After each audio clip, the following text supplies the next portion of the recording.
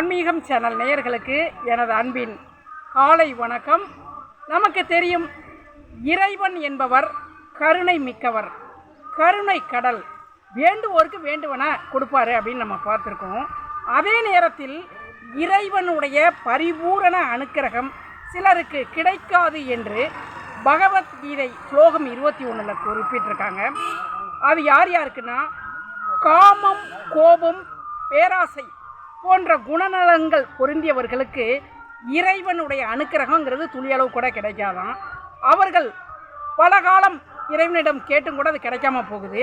அப்படி கிடைக்காம போகிறதுனால் அடுத்தடுத்து வரக்கூடிய பிறவிகளில் நாய்களாகவும் பன்றிகளாகவும் அவர்கள் பிறக்கிறார்களாம்.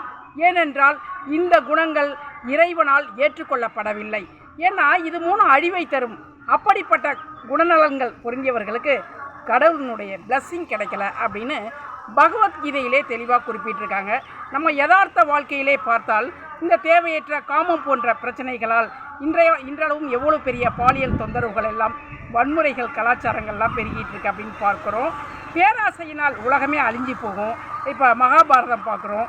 ஆக இது போன்ற குணநலன்கள் இல்லாதவர்கள் இறைவனிடம் மனமுருகி பிரார்த்தனை செய்யும் பொழுது அவர்களுக்கு எல்லாமே கிட்டும்.